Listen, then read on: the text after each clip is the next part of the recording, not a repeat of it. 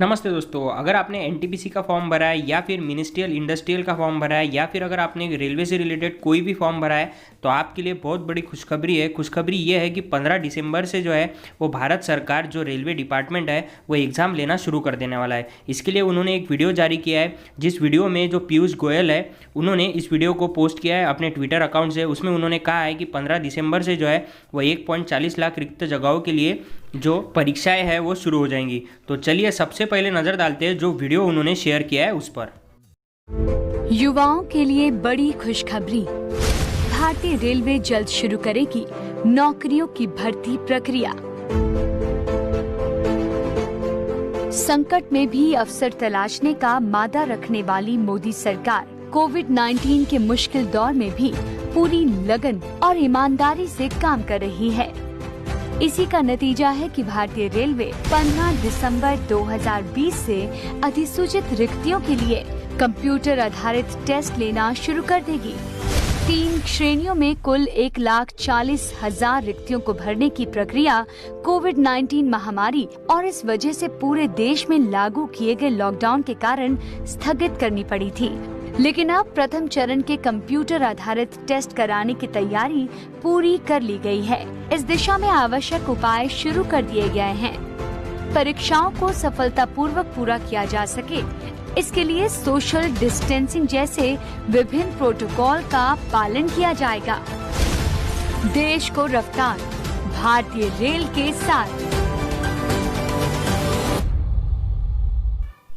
जैसा कि हमने वीडियो में देखा, वीडियो में हमें दिखाया गया कि 15 दिसंबर से जो है वो एग्ज़ाम कंडक्ट करवाने वाले हैं, कंप्यूटर बेस्ड टेस्ट यानी कि जो सीबीटी एग्ज़ाम होती है वो। तो इसमें सबसे पहले कौन सी एग्ज़ाम होगी? तो सबसे पहले एग्ज़ाम होगी मिनिस्ट्रियल और आइसोलेटेड कैटेगरीज की, जिसका जो शेड्यूल है वो आया है 15 दिसंबर, 16 दिसंबर, 17 दिसंबर और 18 दिसंबर। इसका टाइमिंग भी आ गया है। इसका जो टाइमिंग है वो होगा 10:30 बजे सुबह और दूसरी शिफ्ट होगी दोपहर को 3 बजे। जैसा कि हम फोटो में देख सकते हैं, हमें दिख रहा है जूनियर स्टेनोग्राफर या फिर जो भी रिलेटेड पोस्ट होती है आइसोलेटेड कैटेगरीज से रिलेटेड, उसकी जो एग्ज़ाम है वो 15, 16, 17 और 18 दिसंबर से शुरू होने वाली है। इस वीडियो में मैं आपको ये भी बताऊंगा कि जो एडमिट कार्ड है वो कितने दिन पहले आएगा और जो एनटीपीसी की एग्ज़ाम है उसमें जो सिलेबस का पैटर्न है वो कैसा है, यानी कि सीबीटी 1 में क्या सिलेबस आएगा, सीबीटी 2 में क्या सिलेबस आएगा।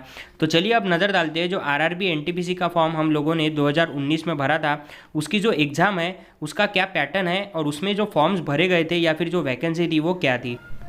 तो अगर हम आइसोलेटेड और मिनिस्ट्रियल कैटेगरीज की बात करें जिसमें स्टेनोग्राफर और टीचर्स आते हैं, तो जो वैकेंसी थी वो थी 1663 और इसके लिए जो कुल रजिस्टर कैंडिडेट्स है वो है 1,03,000। उसके बाद में इसकी जो सीबीटी है वो 15 से 18 दिसंबर के बीच होगी। उसके बाद में जो नॉन टेक्निकल पॉपुलर कैटेगरीज यानी कि जो एनटीपीसी की पोस्ट है जिसमें एसएम, गार्ड्स, ऑफिस क्लर्क और कमर्शियल क्लर्क आते हैं, इसकी जो वैकेंसी थी वो थी 35,208 और इसके लिए जो कैंडिडेट्स है वो है 1,26,00,000 और इसकी जो एग्ज़ाम है वो होगी 28 दिसंबर से लेकर मार्च 2021 तक। उसके बाद में अब यहाँ पर हमें नज़र आ रहा है वो है लेवल 1 जिसमें ट्रैक मेंटेनेंस पॉइंट्समैन आते हैं, जिसे ग्रुप डी की पोस्ट भी कहा जाता है। तो इसकी जो टोटल वैकेंसी थी वो थी 1,03,769 और इसके लिए जो रजिस्टर कैंडिडेट है वो है 1,15,00,000। इसकी जो एग्ज़ाम है वो अप्रैल 2021 से जून 2021 में शुरू होगी, यानी कि जो टोटल वैकेंसी है वो है 1,40,640 और जो कैंडिडेट्स के फॉर्म आए हैं वो है 2,44,00,000। उसके बाद में अगर हम इसकी डिस्क्रिप्शन में बात करेंगे, यानी कि अगर हम हर एक पोस्ट की बात करें तो हर एक पोस्ट में अगर जूनियर क्लर्क या फिर अकाउंट क्लर्क की बात करें तो जो उनका पेमेंट स्केल है वो हमें दिख रहा है और जो वैकेंसी है वो कितनी है वो है 10,603। उसके बाद में अगर ग्रेजुएट लेवल पे जो एग्ज़ाम निकली है उसकी अगर हम बात करें, जैसे कि एनटीपीसी की जो एग्ज़ाम है वो ग्रेजुएट लेवल पर है, तो उसमें अगर हम टोटल पोस्ट की बात करें तो वो कुल मिलाकर कितनी दिख रही है हमें, वो दिख रही है हमें 35,208। तो ये थी एनटीपीसी की जो पोस्ट है वो और जो इंडस्ट्रियलिस्ट की जो पोस्ट है वो। उसके बाद में अगर हम एनटीपीसी के एग्ज़ाम पैटर्न या फिर सिलेबस की बात करें तो एनटीपीसी की जो एग्ज़ाम होगी उसमें CBT stage 1, CBT stage 2, skill या फिर aptitude test, document verification, medical examination और फाइनल सिलेक्शन, ऐसी 6 टोटल प्रोसेसेस है जिसमें सीबीटी यानी होता है कंप्यूटर बेस्ड टेस्ट। अब यहाँ पर कंप्यूटर बेस्ड टेस्ट जो पहली टेस्ट होगी उसका सिलेबस क्या होगा वो भी देखना काफ़ी ज़्यादा जरूरी है। तो जो पहली एग्जाम होगी सीबीटी 1 की, उसमें जो जनरल अवेयरनेस है वो आएगा 40 मार्क को, जो मैथमेटिक्स है वो आएगा 30 मार्क को और जो जनरल इंटेलिजेंस और रीजनिंग है वो आएगा 30 मार्क को। टोटल 100 क्वेश्चन होंगे 100 मार्क्स के और जो टाइम्स है वो कितना दिया गया है वो दिया गया है 90 मिनट। उसके बाद में अगर हम सेकंड स्टेज सीबीटी की बात करें तो इसमें जो टॉपिक है वो वही है, जनरल अवेयरनेस, मैथमेटिक्स और जनरल इंटेलिजेंस एंड रीजनिंग, लेकिन जो क्वेश्चंस है वो बढ़ गए हैं। जनरल अवेयरनेस में 50 क्वेश्चंस आएंगे, मैथमेटिक्स में 35 क्वेश्चंस आएंगे और रीजनिंग के 35 क्वेश्चन आएंगे। और जो टाइम दिया गया है वो कितना दिया गया है, 90 मिनट्स का।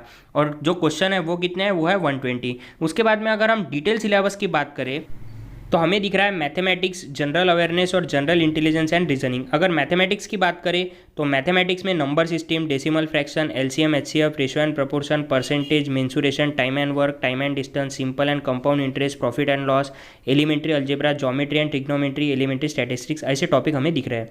उसके बाद में जनरल रीजनिंग की भी बात ऐसी है और जनरल अवेयरनेस की भी आपको सिलेबस दिख रहा है।